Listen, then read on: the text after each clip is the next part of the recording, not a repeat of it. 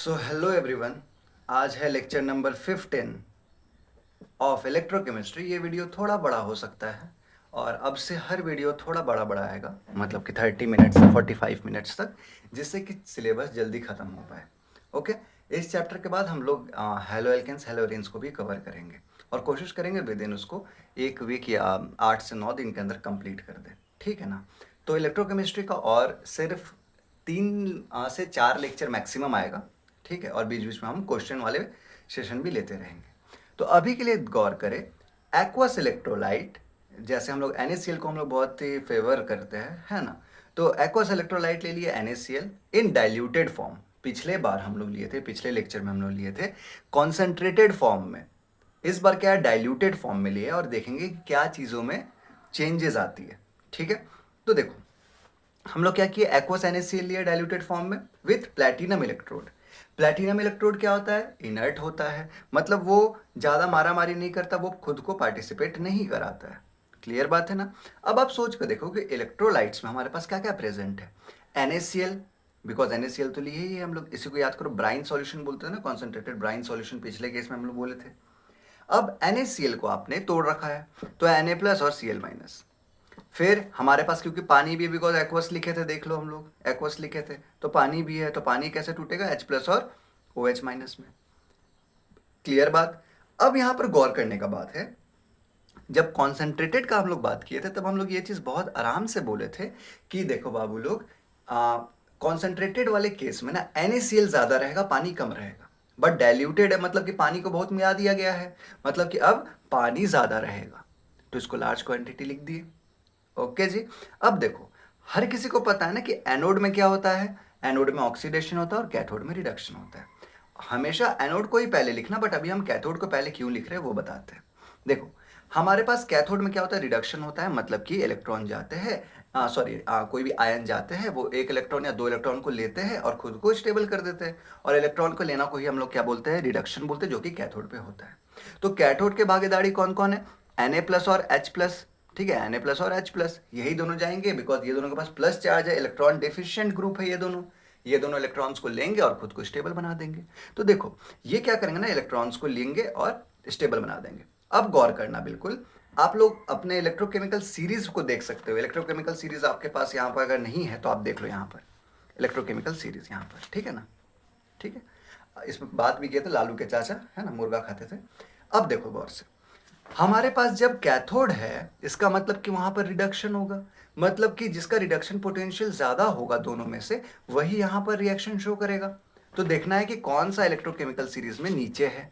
तो हमारे पास कौन कौन सा है, हमारे पास सोडियम है और H प्लस है। तो देखो बाबू, H और सोडियम में नीचे कौन है, H और सोडियम में नीचे कौन है, सोडियम और H में नीचे कौन है, H है ना। देयरफॉर हमारा H जो होगा वो पार्टिसिपेट करेगा रिएक्शन में। हमारा क्या हुआ, ऐसे देखो, H प्लस क्या हुआ, एक इलेक्ट्रॉन लिया और H में खुद को कन्वर्ट कर दिया। बट H तो H के फॉर्म में होता नहीं है, ये बोलते बोलते 300 साल हो गया कि ये H2 के फॉर्म में होता है, तो इसको बैलेंस कर लो।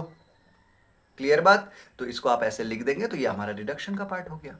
अब एनोड पे क्या होता है, ऑक्सीडेशन होता है, और हम लोग को पता है कि ऑक्सीडेशन वाले केस में हम लोग देखते हैं कि इलेक्ट्रोकेमिकल सीरीज के जो ऊपर रहते हैं, जिसका ऑक्सीडेशन पोटेंशियल ज़्यादा होता है, वो रिएक्शन को शो करता है। तो देखो, बाकायदा होना क्या चाहिए था, Cl माइनस और OH माइनस में, यहाँ देखो आप लोग, Cl माइनस और OH माइनस। ठीक है ना। तो ऑक्सीडाइज कौन होना चाहिए था, Cl माइनस होना चाहिए था। बट यहां पर आता है एक ट्विस्ट, यहां पर जो एनोड पे ऑक्सीडेशन होता है वो होता है OH माइनस का। एक्सपेक्टेशन था Cl माइनस का, आप देखिए भी कि Cl माइनस ऊपर होता है, तो होना तो चाहिए था Cl माइनस, बट होता है OH माइनस। यहां पर हमारा कौन जीता था, यहां पर हमारा जीता था H प्लस, यहां पर जीत रहा OH माइनस। अब क्वेश्चन आता है कि सर ऐसा कैसे हो गया, तो बिल्कुल ध्यान से सुनो। एक्वस फॉर्म में क्या होता है कि पानी का अमाउंट बहुत ज्यादा होता है, और हम लोग को पता है कि पानी एक यूनिवर्सल सॉल्वेंट है। पानी का अमाउंट बहुत है दुनिया में, 70 से 80% तो खाली पानी ही भरा हुआ है। तो पानी का ज्यादा होना यह शो करता है कि OH माइनस ज्यादा होगा। क्लियर बात है। अब देखो, सिर्फ इससे बात नहीं होता है कि किसका ऑक्सीडेशन पोटेंशियल ज्यादा है किसका कम है, कभी कभी इससे भी बात होता है कि किसका कॉन्सेंट्रेशन ज्यादा है। तो OH माइनस का देखो कॉन्सेंट्रेशन बहुत ज्यादा है ना, बिकॉज लार्ज क्वांटिटी, देख लो, बिकॉज OH का लार्ज क्वांटिटी है। दैट्स वाई हमारा OH ही इस बार पार्टिसिपेट करेगा, Cl- नहीं करेगा। इतना समझ में आ गया? अब बिल्कुल ध्यान से आप लोग देखें, ठीक है ना। इसको दिखाने के लिए हम एक बार पेपर दूसरा लाते हैं। चलो, अब रिएक्शन क्या होगा एनोड की तरफ। कैथोड की तरफ तो बहुत ही इजी था, देख लो कैथोड में तो बहुत ही इजी था, 2H plus plus 2 electrons gives H2। But यहाँ पर देखो ये कुछ बड़ा सा रिएक्शन लिखा हुआ है ना। अब इस रिएक्शन को हम लोग समझते हैं। तो देखो बाबू, OH माइनस पता है कि अब ऑक्सीडाइज होगा, OH माइनस जो है वो ऑक्सीडाइज होगा। तो देखो क्या करोगे, OH माइनस को लिखोगे ऐसे, एक इलेक्ट्रॉन वो छोड़ दिया और OH में कन्वर्ट हो गया। बट अपने को पता है कि कभी क्या OH माइनस OH के फॉर्म में रहता है? नहीं रहता है। याद रखना, OH कभी भी ऐसे एग्जिस्ट नहीं करता है। तो होगा क्या, बिल्कुल ध्यान से आप लोग देखें कि OH का 2 मोल आपस में रिएक्ट कर जाएगा। और देखो H2O दिख रहा है, H2O, तो H2O निकल जाएगा। सॉरी माई मिस्टेक, इसको अगर अच्छे से लिखे तो OH प्लस OH H2O दिख रहा है। देखो ये O को छोड़ दो ना, H2O। क्लियर बात है ना। तो H2O दिख गया और साथ में एक ऑक्सीजन को लिख दो। अब OH जो होता है वो H2O के फॉर्म में एग्जिस्ट करता है, बट अगेन एक दिक्कत आ गया कि ऑक्सीजन भी जो होता है वो भी तो O के फॉर्म में थोड़ी एग्जिस्ट करता है। तो क्या करेंगे हम लोग, यहाँ देखो, यहाँ पर भी वही चीज लिखे ना, OH क्या किया हम लोग, H2O लिख दिया और साथ में O। बट क्या O के फॉर्म में रहता है? नहीं रहता है ना, वो गैस है। तो वो क्या करेगा, डायटोमिक फॉर्म में रहने के लिए अपना अलग दूसरा मॉलिक्यूल से रिएक्ट करेगा और O2 में कन्वर्ट हो जाएगा। तो ये 3 रिएक्शन को आपको याद रखना है, ठीक है ना। अब देखो यही चीज यहाँ पर भी हम लोग लिखे हैं, इसको बोलते हैं प्राइमरी चेंज, मतलब कि प्राइमरी रिएक्शन हो गया ये एकदम शुरू का रिएक्शन।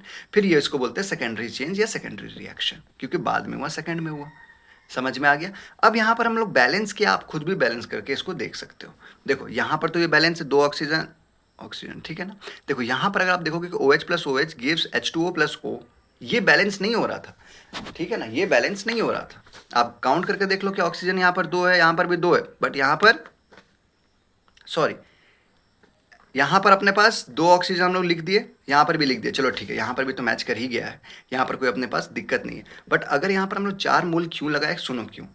हम लोग को ओवरऑल रिएक्शन लिखना है, ओवरऑल रिएक्शन लिखना, और जिसमें इलेक्ट्रॉन्स कटम कुटुम होता था। तो अगर आप 4 इलेक्ट्रॉन्स को नहीं लगाओगे, अगर आप 4 मोल्स को नहीं लगाओगे आगे में, यहाँ पर 2 2 2 2 नहीं लगाओगे, तो आपका ओवरऑल रिएक्शन, बिकॉज कैथोड को भी आपको ऐड करना है, वो बैलेंस आउट नहीं हो पाएगा। क्लियर बात है ना। तो आपको इसको बैलेंस करना है, और ये रहा होमवर्क, आप लोग बिल्कुल ही देख सकते हैं कि क्या ये बैलेंस हो रहा है। हाँ सर बिल्कुल हो रहा है बैलेंस, ठीक है ना। और अगर हम लोग यहाँ पर 4 4 4 नहीं भी लगाते, 2 2 2 2 नहीं लगाते, तब भी ये बैलेंस था। बट क्योंकि इलेक्ट्रॉन्स का कटम कुटुम करना है, इसलिए हम लोग ये रिएक्शन को लिखे। ये बोर्ड्स में नहीं आता, ये जेई के लिए है। ओके, तो अब देखो क्या होगा, आप जब इन सबको ऐड कर दोगे, आप जब इन सबको ऐड कर दोगे तो क्या होगा। देखो 4 OH माइनस, यहां पर 4 OH था, कट गया, बताओ जी, कट गया ना। अब वहीं पे सिर्फ OH अगर रहता तो इधर 2 OH नहीं कटता ना, इसलिए हम लोग यहां पर इसको बैलेंस किए थे। अब समझ में आया। अब देखो ये कट गया, ये कट गया और ये कट गया, 4 से 4 गया। इसके बाद क्या होगा, 4 OH माइनस यहां पर आ गया, 2 ऑक्सीजन से 2 ऑक्सीजन भी मर गया। अब जो भी बचा उसको लिख दो, 4 OH minus plus 4 electron gives 2 H2O, देखो 2 H2O प्लस O2 लिख दिए। अब ये हमारा रहा एनोड का रिएक्शन, ये रहा हमारा एनोड का रिएक्शन।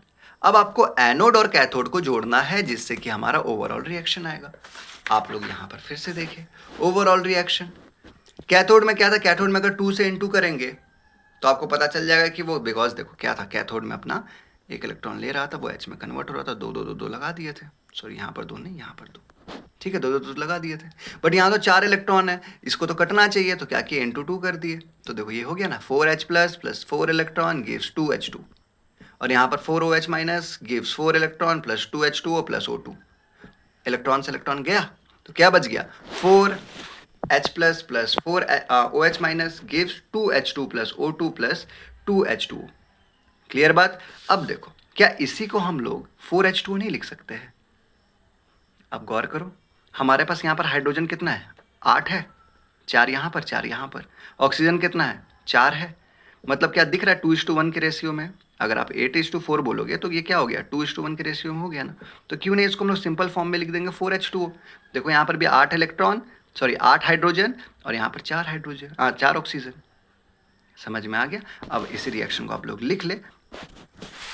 अब देखो यहाँ पर 4 H2O, यहाँ पर है 2 H2O, इधर गया कितना बच गया 2 H2O plus 2 H2 gas plus O2 gas. तो ये हमारा ओवरऑल रिएक्शन रहा। ये थोड़ा सा आपको टफ लगा होगा, बट एक बार आप प्रैक्टिस कर लेना खुद से भी MgBr2 के लिए, एंड फिर आपको टफ नहीं लगेगा ये।